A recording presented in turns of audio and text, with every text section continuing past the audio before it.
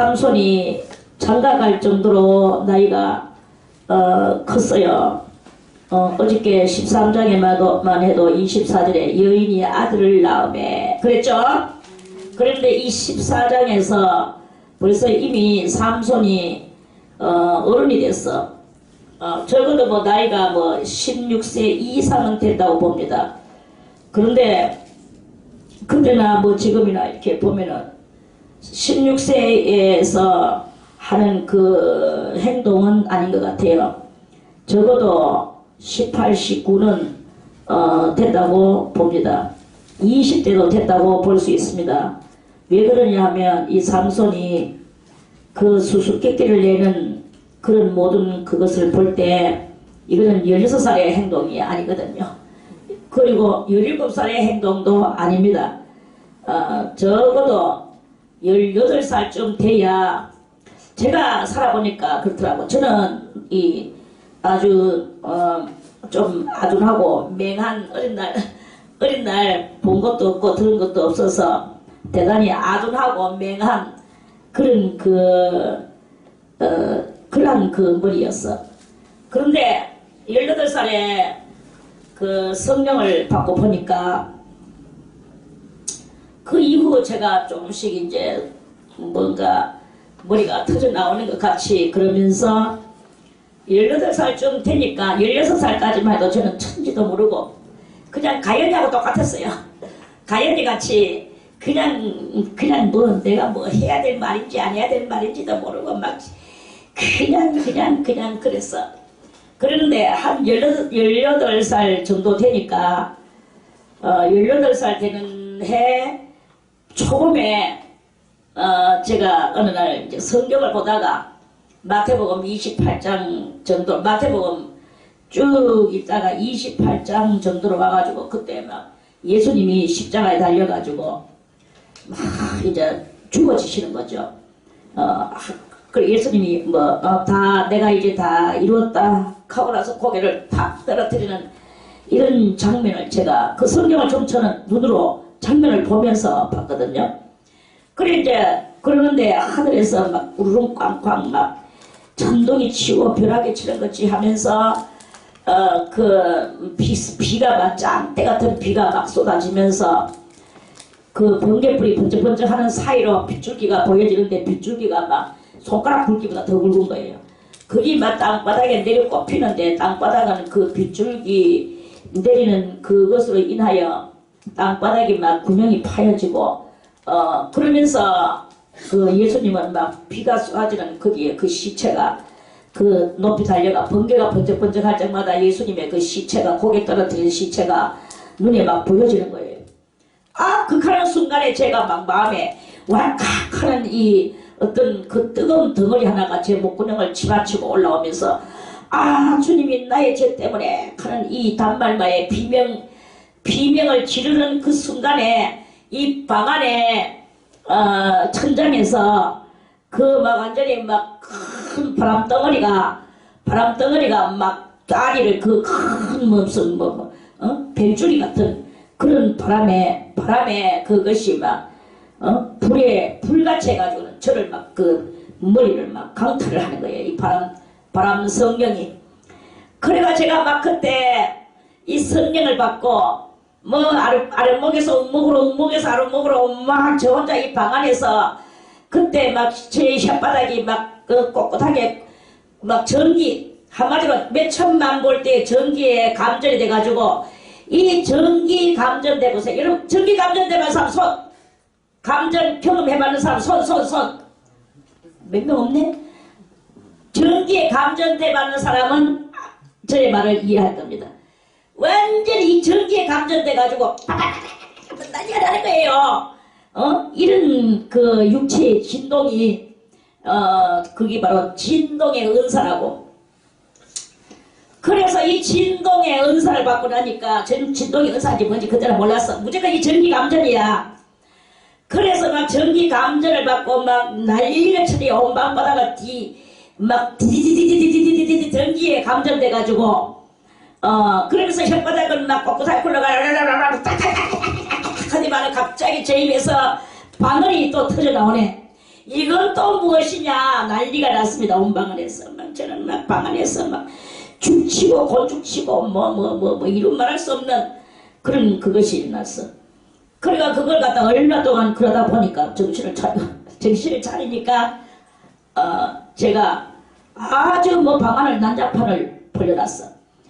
그래 이제 온 방안이 막 저의 땀과 눈물과 또는 뭐 그런 등등의 콧물과 이런 것으로 막 온 방안에 막 난리가 치면서 하나님 앞에 회개하며 나의 죄를 용서해 주시고 주님을 바로 믿지 못했던 것들을 용서해 주시고 막 이제 거기 다리 걷기를 위해서 기도했던 이제까지 기도는 다 사라지고 내가 했던 기도는 다 사라지고 없어. 새로운 기도가 올라오네. 새로운 기도가 올라오는데 이 새로운 기도는 내가 알지 못하는 기도였어. 그런 기도를 하면서 세계가 바뀌어지네. 나는 지금 다리를 걷게 해주시옵소서. 다리를 걷게 하여 주시옵소서. 이거밖에 없었어. 그걸 어디로 가는지 간 곳이 없어. 걷든지 뭐 걷든지 이게 중요한 게 아니야. 하나님과 내 사이에 이 문제가 열려지는 거야. 그때 이후로부터 내 속에서는 내 이 오른쪽 어깨에 성령이 딱 앉아 계시는 거야. 그리고 그때 이후로 송아지 눈 하나가 여기 떡 있는 거예요. 이러니까 그 옆에 있는 그 성령께서 계속 그거는 그렇게 하면 안 되고 저거는 저렇게 하면 안 되고 이걸 막 가르치는 거예요. 이러니까 저는 그 소리를 들으면서 그 말씀을 순종을 하면서 그 성령이 시키는 대로 그대로 하는 게야. 그러니까 그때부터 제가 철이 나기 시작해요. 철이 나기 시작하고 그 누구보다도 다른 가치관의 사람으로 딱 성장하는 이런 그 모습을 갖추게 됐어. 그러니까 제가 생각하는 건 다 철 있는 생각이었어. 그때만 해도 그러면서 이렇게 발달이 되고 이렇게 됩니다. 그러니까 그때에 비로소 내가 기도하기를 무슨 기도를 했냐면 내 눈이 떠지면서 내가 우리 집에 대단한 방해물이요 장애물이구나. 내가 이 오남매에 맞으러 있으면서 내 이 건도 못하는 게 있으면 이 동생들의 혼처가 막히겠구나. 저는 이걸 그게 딱 생각이 나더라고요. 성령이 알게 해줬겠죠. 아무튼 그러면서 여러 가지로 또 그 철들어는 생각이 났어. 그래 내가 걸어다니면은 이 가난한 집을 내가 어떻게 해서든지 다시 복귀를 시켜서 내가 우리 집을 이렇게 구원하겠지만 내 꼬라지가 이 모양이니까 내가 사라져 주는 게 맞다. 그러면 어떻게 해야 되겠나? 결혼을 해야 되겠구나. 결혼해서 나가야 되겠구나. 이 집에서 나가는 것은 결혼해가 나가야 된다. 그때부터 결혼을 위한 기도를 하게 되는 거예요. 이게 18살에 철든 기도. 철든 기도야. 그래 기도를 또 했어. 하나님이여 내가 멀쩡하게 걸어다니면 내같이 생겨먹은 남자한테 내가 가서 그 남자를 위하여 내가 한평생 내가 해줄 수 있는데 내 꼬라지가 이 모양이 꼬라지니까 누구를 위하겠습니까? 만약에 똑같은 내가 이렇다고 그 사람도 똑같은 남자를 만난다면 그 중간에 아이가 나올 건데 아이는 그러면은 그 아이는 얼마나 불쌍한 아이가 되겠나. 하나라도 낳아야 되지. 집안에 불구자는 하나만 하면 족하다. 딱 이 생각이 드는 거예요. 이게 철드는 생각 아닙니까? 아멘. 그러니까 이런 생각을 하게 하는 것을 하고 그 기도를 하는 것은 18살 때였어. 고전에도 못했어. 그러니까 저의 경험으로 볼 때는 18살이 가장 이런 생각을 할 수 있을 나이다라고 생각을 하는 거예요. 그래서 그러니까 저는 멀쩡한 남자를 만나야 되겠습니다. 아이들을 위해서라도. 그런데 어떤 머리카락 하나라도 결점이 있는 사람은 안 됩니다. 야, 이 결단성 있는 기도가 18살 1입에다. 조그만 결점이라도 있으면 그나 내나 다를 바가 뭐였나. 농도수만 다를 뿐이지. 저는 이렇게 생각을 했어요. 그러니까 농도수도 전혀 상관없이 완전 무결. 그래가지고 완전 무결한 사람 그러면서 생겼는 거는 제임스 본드를 좀 닮은 걸로 주시옵소서. 이왕 주실 바에. 아, 제임스 본드. 그래가지고 007 그때 영화 007 영화가 한창이었어. 007 가방을 좀 새까만 걸 들고 까만 양복을 입고 나타났으면 좋겠는데 이런 생각도 했어요. 외모를 버리지는 못했는 모양이라. 아무튼 뭐 그거는 살짝 했습니다. 그리고 이제 아는 그 당시에 우리나라가 제가 18살 때는 우리나라에 산하제한법이 나왔어.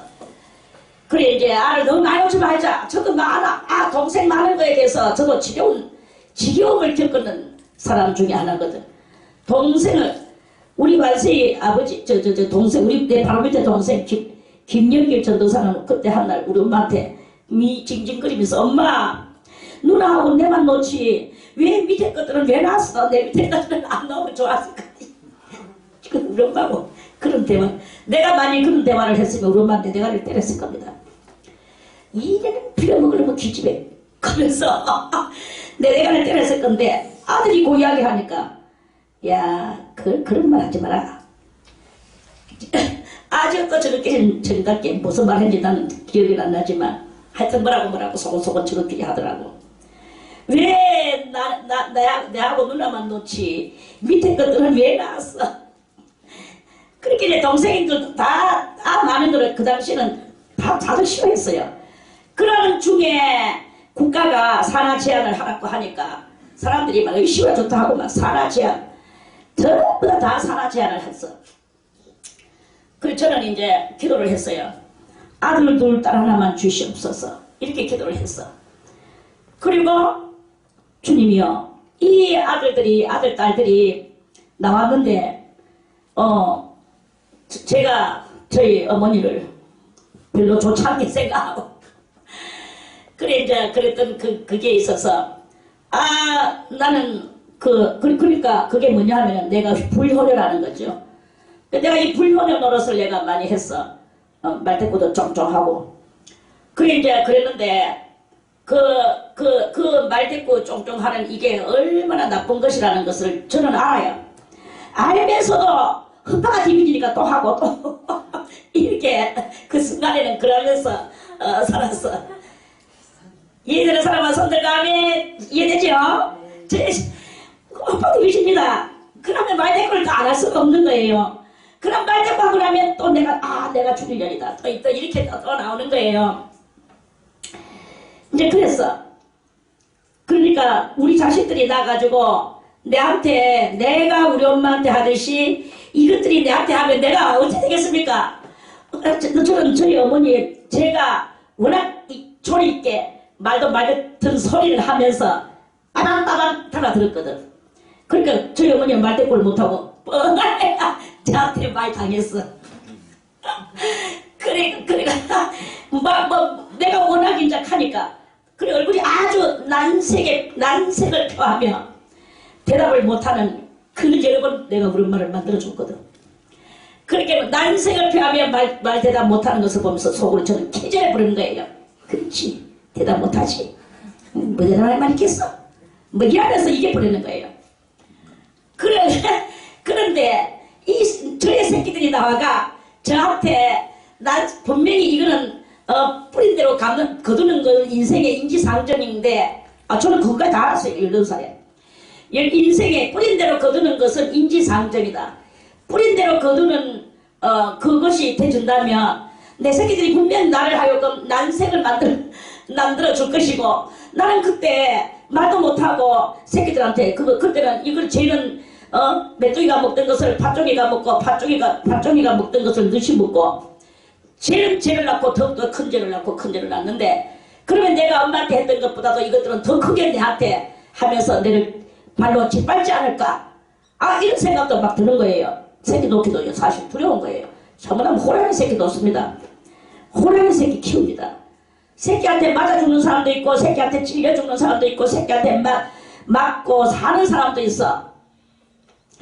그렇다면 저는요 이 예의 범절에 대한 도덕이 엄청 저는 강하기 때문에 거기에서 어긋나는 그것을 눈으로 보면 저는 정말로 혀를 까물고 죽을 수밖에 없는 그런 성질인 거예요.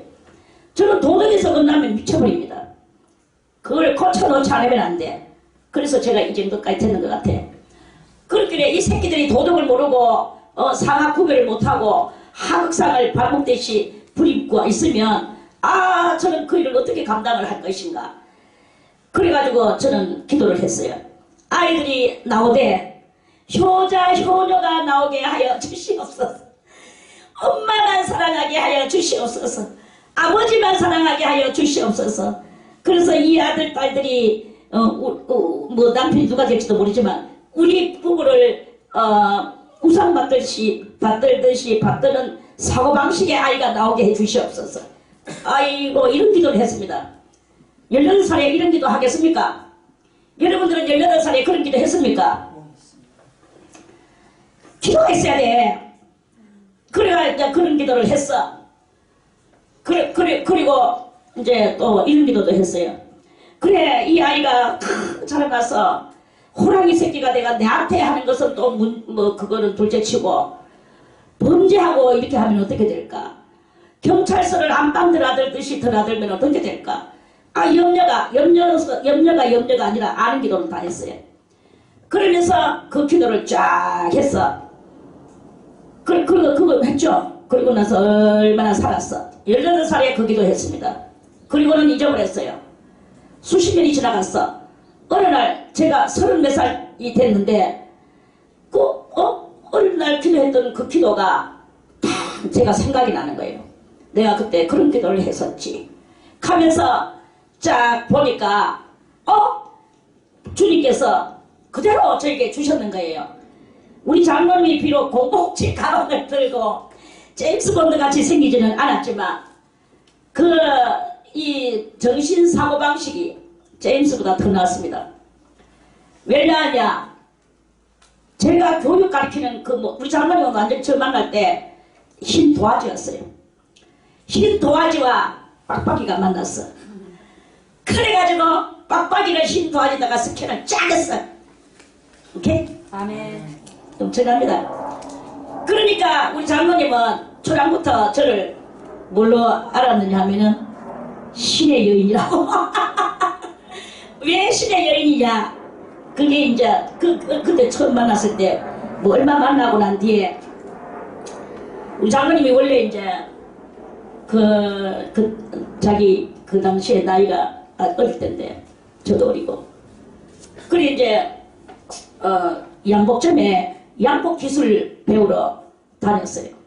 그러니까 기술 재단하는 거 어느 정도 배우고 뭐 어깨에 가다식 만드는 거 그거 이제 배우고 있던 그런 즈음에 이제 저를 만났거든.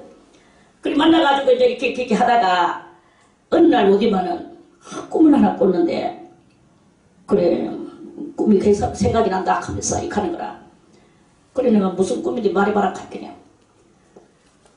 그래 이제 뭐 오래돼가지고 지금으로부터 몇 년 전이냐? 40년 전입니다. 40년 전의 이야기를 지금 하고 있습니다. 45년 정도 됐어. 맞아 45년 50년이 다 돼가네. 만난 지가 대단하죠. 50년 50년까지는 아니고 45년. 그래 이제 그런데요 그래 무슨 꿈 이야기를 했어. 그래 제가 그 꿈 해몽을 해줬어요. 그것은 지금 배우고 있는 그 양복 기술은 양복 기술은 안 하고 그 직장을 버리고 새로운 직장으로 들어가서 새로운 것을 배워서 새로운 것을 할 것이다. 이렇게 나의 답은 해몽은 그렇게 해줬어. 그러니까 뭐 그런 깜빡하고 갔어요. 그런데 정말로 정말 얼마 안 있다가 한 일주일도 제대로 안 있다가 그걸 버리고 뭘로 하느냐? 붉은 벽돌 쌓기 그 시험을 쳐야 되는 거야. 그 시험을 치고 이제 제가 이렇게 있었습니다. 그 시험을 치고 그쪽으로 이제 빠졌어요. 한마디로 노가다라 빠졌죠. 그래가지고 있다가 저하고 이제 결혼하고 얼마나 있다가 그 사우디아라비아로 가게 됐어. 이 말 하면은 꿈 해몽이 적중했죠. 그래가 이제 그러니까 꿈이 짝짝 맞아 들어가니까 그 이외에도 북한 꿈 와가지고 이야기를 하는 거야. 그러면 또 해니까 그것도 그대로 되거든요. 그러니까 제가 신의 여인이 됐습니다. 꿈 행동을 잘하는 관계로. 그래 이제 그래서 30 몇 살쯤 되니까 제가 어느 날 어릴 때 기도했던 게 또 생각이 나는 거야. 그래 보니까 제가 기도했던 게 그대로 다 이루어졌어. 아들은 둘을 낳아야 되는데 기도했는 건 둘이라 했는데 그건 제가 안 낳았어요. 저는 그때 효기를 30에 낳았거든. 29의 배가. 효서에는 27의 배가 28에 놓고. 그러니까 이따가 효국이 30에 놓고 나니까 어찌 부끄러운지 막 30에 여자. 그 당시에는 사고가 여자들의 사고가 여자 나이 30이면 눈먼 새도 안 돌아온다. 이게 아주 대단히 그때는 그게 강박관념으로 모든 여자들에게 그것이 있었어요. 여기는 뭐 그 정도가 최민태 집사님 여자 나이 30이면 뭐라 했습니까 그때? 알아 모르겠다. 모르겠어요. 집사님은 내 또래라고 갈 자격이 안 된다. 이 단어를 아는 사람 손! 김기필 장로님 이 단어를 압니까? 이 속담을 압니까? 모릅니까? 모릅니다. 몰라요?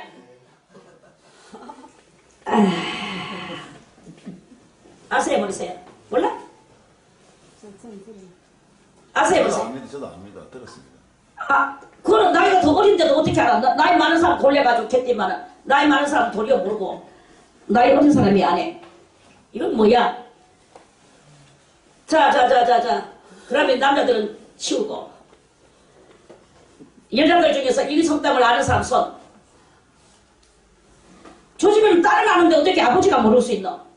이건 뭐야? 그때는 그랬어요. 이 말이 여자가 30이 넘으면 눈문새도 안 돌아보고 가치성이 여자가 30 되는 순간에 가치성이 팍 떨어지는 것을 그때는요 대단히 그 여자들한테 그걸로 가 있었어. 그래서 있는데 30이 넘어가 또 놀라고 생각해 보세요. 너무 늦었는 거야. 때가 이미 늦었어. 그래서 저는 모든 것을 다 제가 정리하고 30으로서 모든 것은 딱 종결. 이제 그랬거든요. 그랬습니다. 그래서 보니까 제가 기도에는 그대로 다 이루어지고 있더라고. 이루어지고 어느 거 하나 틀린 것이 없이 하나님은 다 같이 어저께 읽었던 말씀, 어저께 읽었던 말씀이 아니고 자 우리 이사야를 한번 보겠습니다. 이사야 어저께 읽었죠?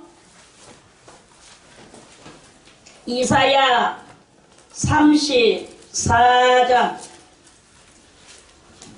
이사야 34장 16절에 너희는 여호와의 책을 여호와의 책이 무슨 책입니까? 성경이지. 여호와의 책을 자세히 읽어보라. 이것들이 하나도 빠진 것이 없고 하나도 그 짝이 없는 것이 없으리니 이는 여호와의 입이 이를 명하셨고 그의 신이 이것들을 모으셨습니다. 제가 왜 이 말씀을 읽어주냐 하면요, 이제 여러분들은 저의 말씀에 귀를 키우세요. 여러분들이 성경을 그냥 속으로 읽지 말고 눈으로만 읽지 말고 성경을 입으로 읽으세요. 입으로. 왜? 성경을 입으로 쫑알거려도 작은 소리로 광야의 메마른 땅이 기뻐하며 사막이 백합화 이렇게 읽어도 좋아요. 광야와 메마른 땅이 기뻐하며 사막이 백합화같이 피어 즐거워하며 무성하게 피어 기쁜 노래로 즐거워하며 요렇게 만약에 여러분들이 읽는다면 여러분들에게는 알게 모르게 여러분들의 마음병, 정신병, 신령병이 있는 것이 치료가 싹 될 것입니다. 아멘. 소리를 다 여러분들한테는 그런 병들이 있습니다. 없다고 큰소리 치지 마세요. 하나님을 다 통달하지 못한 것이 다 병입니다. 하나님을 통달하지 못한 것이 병이고, 하나님을 알지 못하는 것이 병이고, 성경을 이해하지 못하는 것이 병이고, 그런 병이 걸리다 보니까 세상살이도 안 되는 그런 것이 이렇게 있는 거예요. 아무튼 그렇습니다. 그래서 이제 다시 그래서 여러분들은 성경을 소리를 내가지고 많이 읽을수록 여러분들은 병이 다 알지 못하는 이 의사 과학도 발견하지 못하는 그 병, 여러분들 속에 있는 지지부리한 병들이 쭈루룩 있는데 그 병들이 싹 치료받는 놀라운 역사가 일어날 것입니다. 여러분들이 이해를 못해도 좋아요. 성경 이해를 못해도 좋아. 그냥 읽기만 해도 치료가 되는 거예요. 읽기만 해도. 그런데 소리를 많이 크게 내고 읽을수록 더 치료가 빨리 되고, 정말 내도 치료가 됩니다. 어쨌든 입으로 읽어라 이거야. 그러면 치료가 됩니다. 그런 치료를 받고 싶으면 소리를 내서 읽으세요. 그래 이제 제가 30살 넘으니까 저의 삶이 다 꼭 그렇게 되고 있는 것을 발견하게 됐어. 이것도 바로 하나님께서는 우리의 기도를 하나도 빠짐없이 짝이 없이 짝 없는 것이 없이 다 짝 맞춰서 들어주신다 하는 그런 말씀입니다. 그러니까 여러분들이 어린 날부터 인생의 그 설계를 하면서, 나의 인생 설계를 하면서 그렇게 기도를 해야 되는 거예요. 목적 있는 기도를 해야 되는 거야. 목적 없는 기도를 하는 것은 뭐 주안부라 뭘 위해서 기도합니까? 하나님 어쩌고 주야 천국을 보여주시옵소서. 그러면 천국을 목적 삼고 그 천국을 향하여 부르짖고 그것이 이루어질 때까지 기도를 해야 되는 것입니다. 그리고 믿음으로 기도를 해야 되는 거야. 그렇게 하면서 그렇게 가야 되는 거예요. 그게 언제부터 해야 되느냐? 적어도 18살부터는 해야 된다 하는 그런 말씀입니다. 삼손도 이제 어저께 24절에 여인이 아들을 낳음에 됐어요. 근데 오늘 삼손이, 오늘은 14장이지, 딥나에 내려가서 거기서 블레셋 딸 중 한 여자를 보고 마음속에 사랑하는 마음이 올라왔죠. 이것이 이렇게 올라왔는 이것은 적어도 18살은 돼야 된다 하는 그런 말씀입니다. 그러면은 그러한 삼손으로 컸다 이런 말씀이죠. 그래서 이제 이 여자를 보고 여기서 이제 그 1절에서부터 4절까지의 말씀, 그 여자를 보고 도로 올라와서 자기 부모에게 말하여 가로되 내가 딥나에서 블레셋 사람의 딸 중 한 여자를 보았사오니 이제 그를 취하여 내 아내를 삼게 하소서. 부모가 그에게 이르되 네 형제들의 딸 중에나 내 백성 중에 어찌 여자가 없어서 네가 할례받지 아니한 블레셋 사람에게 가서 아내를 취하려 하느냐 하고 그 부모가 그렇게 말을 했대요. 삼손이 아비에게 이르되 내가 그 여자를 좋아하오니 나를 위하여 그를 데려오소서. 내가 좋아하는데 아버지 빨리 데리고 와요. 뭐 이제 이런 말이지. 이때에 블레셋 사람이 이스라엘을 관할하는 거로, 그때는 이제 식민지 국가였죠. 그로 삼손이 틈을 타서 블레셋 사람을 치려함이었으나 그 부모는 이 일이 여호와께로서 나온 것인 줄은 알지 못하였더라. 자, 여기서 우리는 잘 정리해가지고 이 성경, 이 사사기 삼손의 이야기는요, 우리가 이해하지 못할 그러한 그 일들이 있습니다. 제가 잘 정리하고 이때 이 환경을 맞춰서 또한 성경에 이끄는 대로 여러분들에게 해석을 해줄 건데요. 이거는 뭘 말하는 것이냐? 삼손이 이때 18살이나 그 정도 된다고 그랬죠? 아멘. 자, 그랬으면 이때 여호와의 신이 누구에게 내려졌다고 그랬습니까? 삼손. 자, 지난번 25절에 소라와 에스다올 사이 마네단에서 여호와의 신이 있겠죠? 아멘. 여호와의 신이 삼손에게 내려져서 삼손은 여호와의 신을 받은 그런 그 할례가 아니고 나시린이었어요. 나시린. 그 나시린으로서 머리는 사자대가리 같이 범벅새로 길러가지고 그렇게 있었습니다. 하나님의 신은 비록 삼손에게 있었지만 삼손의 인생은 대단히 그 어리고 짧은 그러한 것이라는 것을 알아야 되는 거예요. 저도 마찬가지야. 제가 어린 날 성령을 18살에 받았다고 아까 전에 간증을 했죠.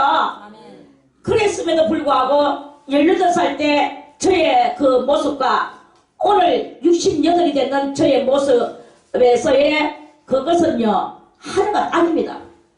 엄청나게 그때는 어리고 깨달음이 부족하고 성경에 그것을 뭐 귀신들도 인정을 했어. 너의 속에는 성경이 활짝 열려있구나 하면서 인정을 했지만 그거는 장차 열려질 그것이지 내가 그렇게 알고 있는 것이 아니더라 이거야. 아니었다 이거예요. 삼손도 마찬가지입니다.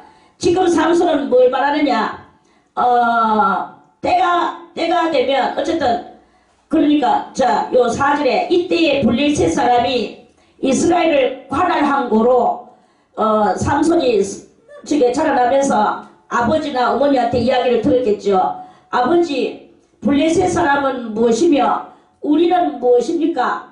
할 때 그 아버지가 야야 말도 마라. 원래 우리 이스라엘 사람들 우리 12족속만 여기서 살아야 되는데 살고 있는데 그런데 그러니까 뭐 자기들이 또 애굽에서 살았던 이야기도 하고 다 했겠죠. 저것들이 여기에 원주민들을 450년 동안 애굽에서 살 때 벌써 450년 동안 여기 와가지고 차지를 하고 있던 그 사람들이 원주민이 돼가 있는 거예요.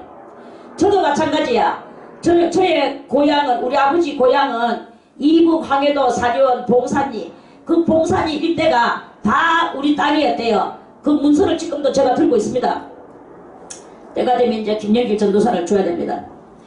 그래 이제 그러한 그런 거야. 그런데 저는 생각을 하지요. 만약에 통일이 돼서 이 문서를 들고 가서 한다 할지라도 지금 그 땅에서 얼마 동안 우리 아버지가 피난 온 지가 지금 우리 아버지가 30살에 피난을 왔어요. 우리 아버지가 지금 살아계시면 100살이라 딱 100살이더라고. 그래 이제 그러면은 100에서 30을 빼면 70년. 우리 아버지가 이북에서 온 지가 70년이 지금 된 거예요. 70년 동안에 그 땅이 그냥 고요히 이거는 저 아무개 집의 땅이야 하고 놔뒀겠습니까? 아니죠. 지금은요 그 땅 덩어리가 우리 대구의 봉덕동 일대만한 거야. 봉덕동 일대만한 그 땅에 봉덕동에 지금 주민들이 얼마나 많이 살고 있습니까? 이와 같이 거기도 지금 많은 주민들이 거기서 있을 거단 말입니다. 그러면 우리가 70년 넘었는 그것에 돌아가가 지금 당장 찾아간다 해도 그 사람들은 의무라내고 그 땅을 내가 주인이라고 문서를 들고 문서 한 장 들고 가가 이야기를 할 수 있겠습니까? 이와 같이 이스라엘 민족들이 430년 동안 애굽에서 살다가 430년 동안에 많은 주민들이 돌아가지고 그를 차지하고 있었단 말이야. 그래서 이거는 우리 아버지 아저씨야 하고 다 몰아내고 하지만 그래도 다 못 몰아냈어요. 그 기본 거민들도 못 몰아냈고 많은 거민들을 못 몰아냈어. 내각 족속도 못 몰아내가지고 그 옆에 붙어 있잖아요. 그러면서 이스라엘에 하나님을 받아들여가 저것들은 포도주도 먹지 않고 집도 짓지 않고 포도원도 재배도 안 하고 알죠? 아멘. 이렇게 해가지고 그런 사람들이 들어와서 산단 말입니다. 그러한 이야기들을 삼손의 아버지가 이 아들한테 이야기를 다 해줬어. 그래가지고 저것들이 와가지고 저 블레셋 사람들이 와가지고 우리가 농사를 지면은 다 저것들이 뺏어가고 또 짐승을 키워놓으면 다 뺏어가고 이렇게 한다. 이렇게 그랬습니다. 그러니까 삼손이 성질이라는 거예요.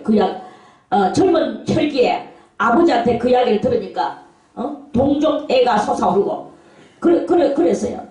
그러면 삼손은 뭘 해야 되느냐?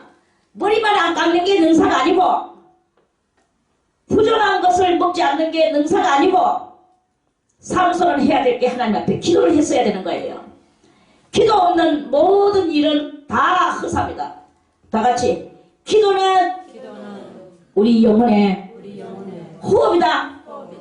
기도는 호흡이에요. 기도는 호흡이야. 찬송은 무엇이냐? 곡조 있는 호흡이다. 곡조 있는 기도고 곡조 있는 호흡이다. 찬송을 부르는 것이 곧 내 기도의 호흡이다. 이 말씀입니다. 그래서 그 기도를 해야 되는데 삼손은 기도를 하지도 않고 술렁술렁 대기다 보니까 그 예쁜 아가씨를 하나 발견했는 거예요. 그러니까 지가 그러면은 이제 자 4절에 이때에 블레셋 사람이 이스라엘을 관할한 거로 삼손이 틈을 타서 블레셋 사람을 칠랐고 그 여자와 결혼하고 그 블레셋 사람하고 친밀하게 지내려고 이런 일을 이렇게 했는 거예요. 삼손은 나실인으로서 하나님의 사사로서 정말로 그 자격이 부적절합니다. 이런 방법을 쓰는 것은 옳지 못합니다. 이게 바로 무엇이냐? 사람들은 오늘날 많은 성도들이 이렇게 말합니다. 그래, 저 이방 사람들, 사도 바울은 이방 사람한테 가서는 이방인의 행세를 하고 헬라 사람한테 가서는 헬라인의 행세를 하고 유태인한테 가서는 유태인의 행세를 하며 그러면서 사도 바울이 복음을 전했다고 하나님 앞에 조그만 시로리 같은 믿음을 가지고 복음을 전파하러 막 나가는 거예요. 나가면은 뭐가 됩니까? 이 블레셋은 뭘 상징한다고 그랬습니까? 응? 불신의 세상을 상징한다고 그랬잖아요. 마귀의 세상을 상징한다고 그랬죠. 마귀의 세상은 마귀는요 얼마나 실력이 많고 마귀의 이 흑암의 권세는 이름 말할 수 없는 부정한 것이다 이 말입니다. 여러분들끼리 말해도 그렇지만 여기서는 그래도 많이 양호해. 바깥에 나가가지고 믿지 않는 사람하고 대화를 하든지 그 사람을 스치고 지나갈 때 그 사람이 숨쉽니다. 그게 내한테는 알지 못하게 막 와. 제가 그때 폐결핵 환자들 모여있는 그 병원에 갔어요. 거기서 그 관리사가 저한테 이야기를 합니다. 사람이 서로 같이 마주보고 대화를 할 때 입에서 춤이 튀어. 춤이 튀면은 이 춤이 튀는 속도를 우리가 눈으로 못 봐서 그렇지 이 속도가 얼마만큼 빨리 뛰어서 상대방한테 얼굴이나 막 입으로 막 같이 들어가는지 모릅니다. 그러니까 폐 환자들하고는 이야기할 때 항상 이 마스크를 하고 폐 환자들도 마스크를 하는 게 그게 예의래요. 그 속도가 KTX 기차 이 기차 달려가는 속도래요. 기차는 멀리 빡 하고 지나가니까 우리가 그것을 빠르구나 이렇게 볼 수 있는데 침은 눈에 잘 안 보여지고 또 이 거리도 짧고 이래 하니까 눈에 안 보여져서 우리가 이 감각을 못해서 그런데요. 이게 KTX 지나가는 만큼 침 속도가 빡 하고 상대방한테 들어가면 상대방이 미쳐 이렇게 닦아낼 여가도 없이 입으로 들어가고 코로 들어가고 얼굴에 피부에 올라붙고 세균이 그 결핵 세균이 올라붙는다는 거예요. 그래서 항상 이 폐 환자들하고는 서로 마스크를 끼고 이야기하는 게 그게 맞대요. 춤 속도가 KTX 속도랑 똑같대요. 그와 같이 사람들이 숨을 쉴 때마다 그 속에서 뭐가 올라오는지 아세요? 그 속에 있는 더러운 악령의 그 숨결에 그 흑암에 그것이 올라온단 말입니다. 그 흑암은 무엇이냐? 아주 무지한 영의 이 연기에 이것이 저는 그것이 KTX 속도라고 측정을 해보지는 않았습니다. 그런데 그 KTX 속도보다도 더 빨리 이 다른 사람한테 이 흑암의 권세가 전달된다고 저는 생각을 하거든요. 그렇게 느꼈거든요. 성령이 알게 해주셨거든. 그러니까 우리가 이 불신의 영들하고 사귈 때 대화를 할 때 얼마만큼 우리한테 알게 모르게 침범대가 온다라는 것을 그거를 우리는 지식적으로라도 알고 있어야 되는 거예요. 그래서 그게 비록 내 뭐 자식이고 내 부모고 내 형제고 내 뭐 부부고 간에 안 믿는 사람의 속에는 그런 것이 있다 이거야. 믿는다 할지라도 하나님의 말씀을 모르고 그저 형식적으로 믿는 그런 믿음이라면 그거는 분명히 그 형식적인 믿음이 바로 흑암입니다. 그 흑암이 KTX 속력보다 더 내한테 들이붙는다는 것을 알아야 된다 이거죠. 아유 우리의 사랑스러운 임은지 땡큐 베르마치. 정성이 괘씸하여 입술을 쳐가져야 되지 않겠나.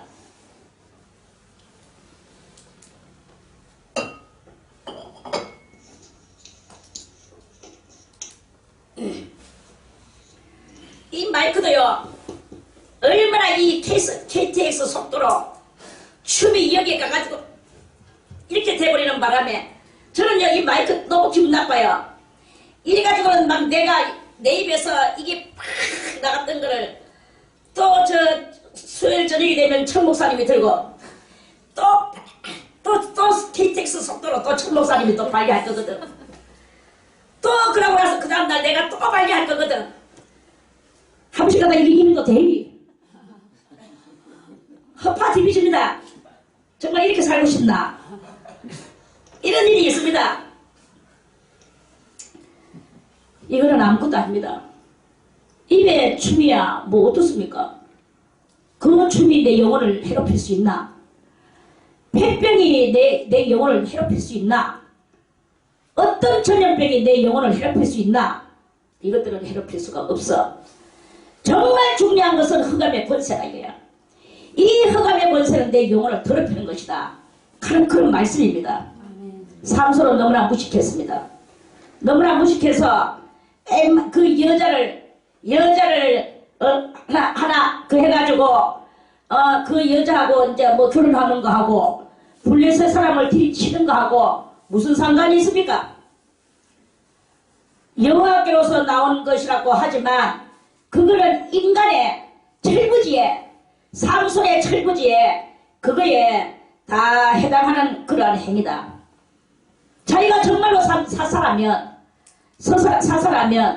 블레셋이 가난을 하고 있을 때 몰래 숨어서 부하를 남자 대 남자로 부하를 조직을 해야지요. 부하 조직을 하고 블레셋을 향하여 이빨을 갈고 있는 의로운 병사를 모아야겠죠. 정의로운 앞에는 다 고개를 숙이고 숨어서 공병이며 비밀 결사대를 조직을 해야 되죠. 그래가지고 블레셋과 더불어서 자기의 하나님이 주신 이 엄청난 힘, 괴력의 힘을 합하여 블레셋을 쳐볼 수가 있는 거예요. 그런데 이 삼손이 너무나 어리고 미약한 관계로 눈가리가 떠졌는데 무슨 눈가리냐? 음란의 눈가리가 떠졌는 거예요. 음란은요 망하게 합니다. 음란은 절대로 우리 신앙에서 이 음란의 이성 문제로 그 받아치는 단계가 이렇게 있어요. 그게 무슨 단계입니까? 요셉이를 주인공 삼아서 볼 때 요셉이는 형들한테 미움을 받고 아버지한테는 사랑을 받아. 그럼 하나님 앞에 사랑받고 사람들한테 핍박을 받는 이 단계가 있겠죠. 그 단계가 얼마까지 지나가느냐? 팔려가는 단계까지 오겠죠. 팔려가가지고 노예가 되는 단계가 있겠죠. 감옥수에 들어가는 단계도 있겠죠. 어떤 단계에 이르든지 간에 보디발의 아내가 유혹하는 단계가 있단 말이야.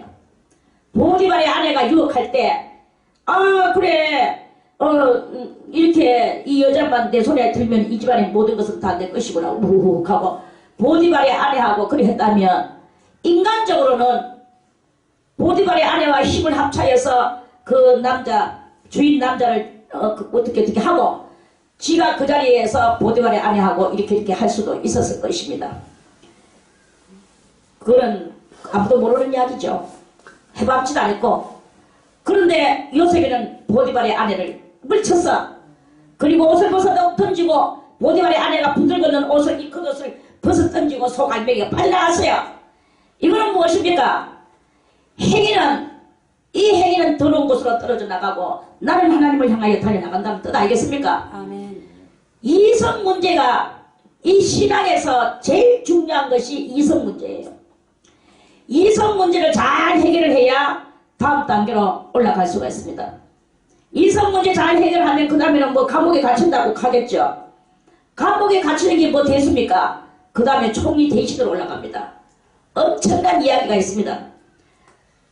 그러니까 우리가 이성 문제에서 넘어가고 그 다음에 감옥 문제가 넘어가고 하면은 그 다음에 총리 대신이 되는 그러한 그 역사가 있는 이건데 이성 문제를 해결 못하니까 감옥에도 못 가고 감옥에를 못 가니까 총리 대신은 당연히 없고 그 이성 문제 똥같은 세상 속에서 똥같이 뒹굴다가 결국은 실패하고 말아버리는 이러한 일이 일어난단 말이라. 그러니까 이성 문제 그 다음에 무슨 문제? 돈 문제. 돈 문제가 있는 거예요. 그러니까 우리는 이 돈과 이성 이 두 개를 잘 관리를 할 줄 알면은 신앙은요 팍팍팍팍 저절로 올라가게 되어 있습니다. 여러분들이 이성 문제를 해결하지 못하고 이 돈 문제를 해결하지 못하고 그렇기 때문에 맨날 뭐 세라 껍질 그거 백날 들고 있어 봐야 뭐합니까? 백날 들고 있으면 들고 있어 봐야 뭐 안고 갑니까? 지고 갑니까? 여러분들이 줄만한 사람한테 화끈하게 줘봐 보세요. 그리고 바칠만 할 때 화끈하게 바쳐보세요. 그 다음에 엄청나게 더 좋은 놀라운 축복의 역사가 30배, 60배, 100배로 이루어집니다. 100배. 100배가 뭐예요? 100배가. 100배는 엄청난 것입니다. 여러분들이 30만원 그래 가지고 있다. 30만원 화끈하게 뭐 하나님 옆에 써보세요. 최하 30배야. 30배면 뭡니까? 30이 저게 30이 계산을 못합니까? 치우겠습니다. 아무튼 그렇게 되는 거야. 100배가 되보세요. 어디 되겠습니까? 100배가 되면 엄청난 액수가 오는 거야. 그래가지고 서울의 어떤 목사님은 성도들한테 여러분들 가지고 있는 그 집 받쳐봐. 100배 집 100채가 생겨. 집 100채가 이렇게 돼요. 그러니까 이 사람들이 전부 다 집을 팔아가지고 저것들은 사글세방으로 들어앉고 그 집을 팔아서 바쳤대. 100배가 오기는 그냥 온 성도들이 다 망조가 들었어. 이거는요 뭘 하는 것입니까? 인간의 욕망으로 물질 욕심으로 그거는 투자적 마음으로 하는 거예요. 재테크 투자하는 마음으로 하는 거예요. 하나님을 그런 식으로 쓰면 망조가 됩니다. 그 재테크 하는 것은 다 망조예요. 이와 같이 하나님도 재테크로 사용하는 인간들은 더 망조가 되는 거야. 그게 아니고 정말로 주를 위하여 예수의 마음을 가지고 그 가난한 사람을 위하여 또는 하나님 앞에 이 기쁨과 감격을 위하여 바쳐보세요. 나는 하나님 앞에 바쳤고 마음을 비우는 심정으로 이렇게 바쳤는데 그렇게 해보세요. 그렇다니까 또 이거 그렇게 해보세요. 원장님이 그랬기 때문에 해보자. 그건 재테크 마음이거든. 그러면 안 돼. 정말로 하나님의 은혜가 감사해서 이거는 정말로 하나님 앞에 내가 표해야 되겠기 때문에 그래 하는 걸로 하면서 여러분들이 아낌없이 사심없이 해보세요. 아낌과 사심이 없어야 돼. 그런데 어떤 사람은 저한테 와서 이런 거 안 된다 했어요. 원장님이 너무나 감사하고 고마워서 제가 오늘 이거를 사왔습니다. 하면서 홍삼을 한 통 사왔어. 그리고 홍삼이 그게 얼마나 하니까 5만원이었어요. 그 자기는 그거 하고 말았대. 그러는데 원장님 하고 다시 왔어요. 홍삼 100개의 가격인 돈이 저에게 생겼습니다. 이러는 거예요. 무엇이라? 그게 연연하면 안 돼! 하면서 내가 또 막 불같이 소리를 질렀죠. 원장님, 오늘 연연하는 게 아닙니다. 원장님, 너무나 감사해서 그냥 원장님한테만 이야기하고 싶어서 그래 하는 겁니다. 어이구야, 5만원 100배 한번 계산해보세요. 얼마인가? 그런 이야기도 있습니다. 진정을 할 때 하나님이 주시는 거예요. 그 100배만 주시겠습니까? 그 100배로 끝나겠습니까? 그 하나님은 그렇게 계산하시는 하나님이 아니야. 하나님을 한번 좋아서 주기 시작하면 끊임없이 주는 성질이 있어요. 그게 바로 하나님의 역사입니다. 그러한 그거죠. 그래서 오늘 이 삼손은 여자를 미끼로 삼아서 틈을 타려고 하는 이러한 외에 괴력적인 힘을 가지고 있는 삼손이 그런 틈새를 노리는 이런 비겁한 쫄실한 요런 사람의 행실을 합니까? 이게 바로 오늘날 이 영적인 것은 알지도 못하고 하나님 앞에 용기도 없고 그러니까 그런 모습을 갖추고 이렇게 하는 것이다. 오늘날도 우리도 무식한 행동을 많이 하면서 용감하게 나가지만 결국은 흑암의 권세가 뒤쳐서 아무것도 못하고 자기의 영도 마냥 망조가 드는 그것이 이렇게 있습니다. 제가 아는 어떤 교도관이 있습니다. 그 교도관 집사님은 신앙은 알수 집사인데 신앙은 나름 좀 있는 사람이라 저하고 좀 한때는 되게 친했어. 그래 이제 이 교도관의 그 심정의 고민은 뭐냐? 정신이 우울증에 걸리고 조울증에 걸리고 조금 더 있으면 지금 내가 볼 때 분열증에 가까워요. 그럼에도 불구하고 공무원이라고 그게 출근을 안 하면 안 되는 게야. 그런데 이렇게 해서 집사님은 지금 당장 손을 좀 놓고 이 죄수들하고 결별해야 될 그 필요성이 있습니다. 죄수들한테서 나오는 그 죄수의 이 흑암이 얼마나 그 집사님을 지금 죽이는지 아세요? 집사님은 그 죄수들의 흑암을 맨날 같이 대화하고 죄수가 그 창살하려 교도관님 이거 주세요 저거 주세요 가면 알아서 갖다 주고 막 이렇게 그런 그것을 하거든. 그리고 갖다 주시는 그런 날 하여튼간에 서로 이제 그렇게 교제를 하면서 살 수밖에 없는 이 교도소 안의 이야기야. 그러니까 거기에 교도소 안에 벌써 이미 흑암의 권세가 말할 수 없이 거기에 들이차가 있는 거예요. 그러니까 이 교도관들이 제가 한 번씩 일주일에 한 번씩 그때 갔잖아요. 교도관들의 눈을 쫙 봅니다. 다 마음은 착하고 사람들은 아주 선량하고 좋아요. 그런데 다 놈들이 이래가지고 말이야. 잠이 한 80% 내렸어. 눈을 해가지고 눈동자가 섭지가 않아요. 초롱초롱한 것이 없어. 왜 그러냐? 그 사람들이 전부 다 그 공무원이고 최하 그 사람들이 5급은 없어. 다 4급 이상들이고 거기에 그렇거든요. 물론 한 번씩 가다가 18급도 있긴 있어요. 그지만 4급 5급입니다. 그 5급 공무원이야 한마디로. 5급 공무원의 눈들이 전부 다 이래가 있어요. 내 아는 그 사람도 5급 공무원이야. 눈 이래가 있어. 아이고 지금 당장 눈 감고 자야 되겠네 내가 이 칸. 아이고 참 엄청납니다. 엄청나. 이 죄수들에게서 나오는 이 흑암이요. 죄인들의 흑암이 말할 수 없어. 다 그 멀쩡한 교도관 4급 공무원 5급 공무원 18급 공무원들을 조져요. 다 조집니다. 그렇게 그러한 그것이야. 이러한 것과 같이 이 세상도 역시나 그런 것이다. 그러면 어떻게 되나? 죽는 거다. 우울증에다가 조울증에다가 그 다음에 분열증에다가 그 다음에는 더 이상 깜깜무소식이 되는 거예요. 그래 살고 싶겠습니까? 흑암의 권세를 그 비밀을 알아야 되는 거예요. 아멘. 흑암의 권세의 비밀 그걸 알아야 돼. 자 그래서 삼손이 그 부모와 함께 딥나에 내려가서 딥나의 포도원에 이른즉 어린 사자가 그를 맞아 소리 지르는지라 삼손이 여호와의 신에게 크게 감동되어 손에 아무것도 없어도 그 사자를 염소 새끼를 찢음같이 찢었으나 그는 그 행한 일을 부모에게도 고하지 아니하였고 그가 내려가서 그 여자와 말하며 그를 기뻐하였더라.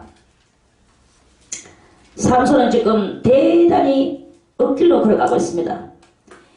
여호와의 신이 크게 감동되었으면 하나님이 함께 하시면 블레셋 사람을 하나같이 1000명을 하나같이 빠술 수 있는 힘이 되겠습니까? 안 되겠습니까? 됩니다. 그런데 블레셋 사람한테는 손 하나 손끝 하나 안 되고 씨알 데 없는 사자 새끼는 왜 죽이냐? 사자를 왜 죽이냐? 사자를 죽이지 말고 블레셋을 죽여야 될 거 아닌가? 할렐루야. 그래서 그 사자 새끼를 얼마나 하늘의 하나님의 신이 세게 감동이 되었는지 사자 새끼를 갖다가 염소 새끼를 찢음같이 찢었다고 말을 합니다. 그러고 나서 이제 네가 가지고 그가 내려가서 그 여자 아버지가 만들어줬는 장소에 이제 드디어 만났는 거예요. 말하며 그를 기뻐하였더라. 기뻐하기는 블레셋 여자를 왜 기뻐합니까? 할례받지 않는 여자를 왜 기뻐합니까? 할례받지 않는 족속의 여자를 왜 기뻐합니까? 이게 바로 천다운이 없는 하나님의 신은 하나님은요 희한한 것은 신이 내려지면은 우리가 그거를 어떻게 사용하든지 사용하는 것은 우리의 그것이에요. 우리가 하나님의 신을 받아놓고 불의한 일을 하면 불의한 일이 또 되어져요. 왜냐? 하나님은 주셔놓고는 말없이 계시거든요. 하나님, 우리가 생각하기를, 우리 이성이 생각하기를 하나님이 그러면은 주시지 말든지 그때 못함으로 하나님이 어떻게 하시지 라고 하지만 그게 아닙니다. 삼손이 지금 하나님은 줘놔놓고 하나님은 능력을 줘놔놓고 삼손이 어떻게 하든지 바라보고 계시는 게 하나님이세요. 여러분이요, 여러분들에게 하나님께서는 은혜를 주시고 은사를 주십니다. 은혜를 주시고 은사를 주셔놓고 하나님은 바라보고 계십니다. 여러분들이 하나님 앞에 얼마나 은사를 받고 은혜를 받고 기도를 하는지는 여러분들의 모가치입니다.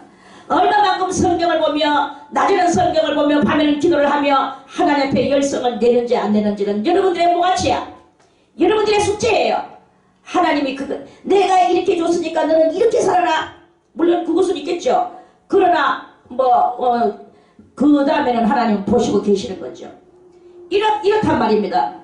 그래서 이 엄청난 신을 갖다가 사자 새끼를 갖다가 찢어버렸어. 블레셋을 찢어야 되는데 맞다고 생각됩니까? 틀리다고 생각됩니까? 응?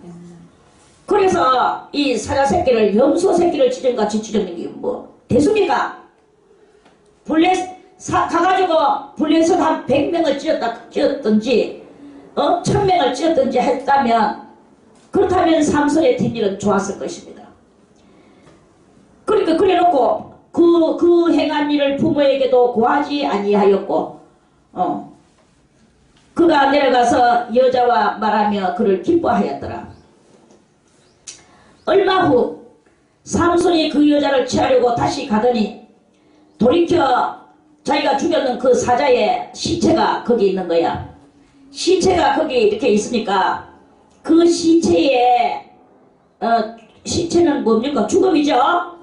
죽음을 본즉 그 사자의 그 삼손이가 찢어놨어. 턱주가리를. 그 찢어나는 속에 피가 막 이렇게 있었겠죠.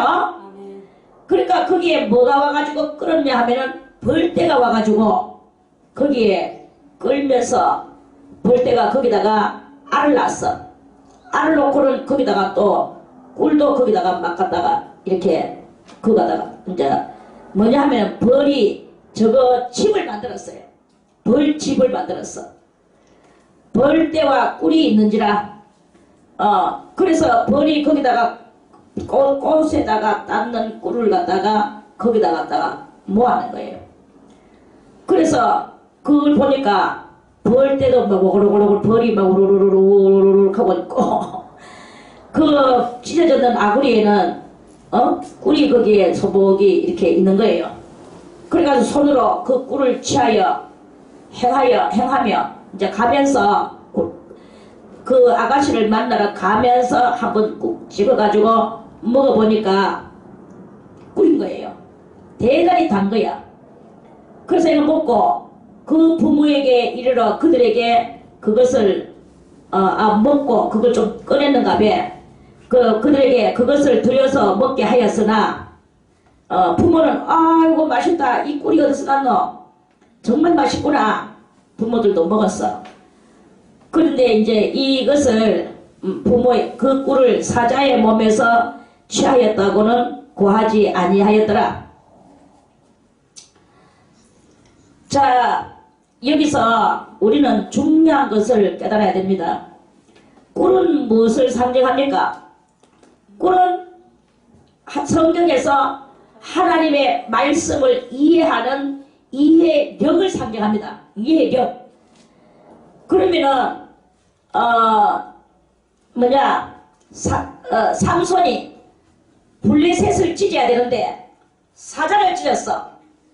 사자를 찢었는데 그 사자에게 벌떼가 전천에서 이 벌은 이 지혜가 좀 없는 거야. 벌은 반석에 돌멩이에다가도 꿀을 모아놓고 집이 없으면 벌은 어디다 모아야 될지 모르는 거예요. 마치 뭐가 같으냐? 마치 닭이 알을 낳아야 되는데 그 알을 어디다 놔야 될지를 모르는 거야. 이런 보금자리 두무리가 있어야 닭은 거기 가서 편안하게 거기다가 알을 놓는 거예요. 그러니까 닭 주인들이 닭이 알을 잘 놓도록 거기다가 자리를 푹신하게 해주면서 이렇게 만들어주면 닭은 자기 속에서 배가 막 우리리 아파오고 이리리 하면서 알이 나와야 되는구나. 꼴꼴꼴꼴꼴. 알이 나오는구나. 오오오오 하면서 거기를 찾아가는 거예요. 그러니까 만약에 그렇게 사람이 그걸 해주지 않았더라면 닭은 내가 배가 아파가지고 알 나오는구나. 이건 똥하고 다른 거야. 응? 알이야. 그건 내 새끼야. 그러니까 어디 가서 놀까? 그래가지고 아무데나 가가지고는 무식하니까 돌멩이한테 가가지고 알을 꾹 놓으니까 이 알이 돌멩이한테 띡 찍혀가지고 깨지고 거기서 알 액체가 흘러나오고 그러면은 계란은 생명이 어디 됩니까? 없어지죠? 이렇게 되는 거예요. 닭도 그렇고 모든 것이 다 그래. 그러니까 이 벌도 꿀을 따다가 어딘가를 저장해야 되는 게 이 벌들의 습성인데 벌을 키우는 사람이 벌집을 만들어서 잘 해주면 거기서 이 로얄 젤리와 그 알로에는 아니고 이런 것들을 이렇게 해서 그렇게 잘 할 수 있는데 이 벌들은 주인이 없는 벌들인 거예요. 산골짜기에 가면 주인 없는 벌들이 전부 마음대로 돌멩이 위에다가 꿀을 모으기도 하고 그러면 돌멩이 위에 벌들이 많이 갖다 모으니까 이 꿀이 많으니까 줄줄줄줄 흘려서 완전히 그릇에 물 퍼붓는 것보다 더 많이 흘러내리는 이렇게 되는 이런 일들도 그런 현장들도 여행지에 가면은 그런 것들도 많이 있다 이거예요. 이와 같이 이 벌들이 저거 꿀 먹을 데가 없으니까 이 사자한테 가서 꿀을 모았어. 왜 사자 시체한테 가서 꿀을 모았을까요? 왜 그렇게 하도록 하나님이 또 그것을 삼손에게 다시 그 꿀을 먹도록 해줬을까요? 거기 바로 삼손에게 하나님께서는 알아라 깨달아라 이거를 하시고 계시는 거예요. 알아라 깨달아라 하시고 계시는데 삼손은 그것을 알지도 못하고 깨닫지도 못했어. 그걸 아버지 어머니에게 드리면서 아버지 어머니 실상은요 내가 저 가다 보니까 사자가 이렇게 있어서 그걸 갖다가 하나님의 신이 나한테 감동하길래 찢어서 죽여버렸지만은 거기다가 벌들이 꿀을 갖다가 모아놔가지고 거기다가 그렇게 해서 제가 이게 좀 보았습니다. 이렇게 이야기를 했더라면 그 아버지와 어머니는 이스라엘의 역사와 전통을 알고 있잖아요. 그 아버지와 어머니는 이 꿀에 대하여 뭐라고 말을 했을까요? 사자를 죽였는 일에 대해서 뭐라고 말했을까요? 이러한 그것들을 그것을 그 부모가 알려줬을 것이다 말입니다. 그러는데 그거에 대해서는 말을 안 했는 거야. 안 하니까 그 부모는 아이고 맛있다 냠냠 짭짭 하고 먹어버리고 말았어. 여기에서는 하나님의 의미가 드러나야 되는 순간에서 하나님의 의미가 드러나지를 못했는 거예요. 못하고 아무것도 이해를 하지를 못했어. 어떤 학력이 없어서 학식을 얻어내지를 못했어. 이러니까 여기에서도 또 한 번 삼손이 뭔가를 하나님 앞에 결여되는 그 모습을 갖추게 됐다 하는 그런 말씀입니다. 그래서 이 꿀은 바로 이해력을 상징합니다. 그래서 그 꿀을 향하여 그러한 것을 그랬다 하는 그런 말씀입니다.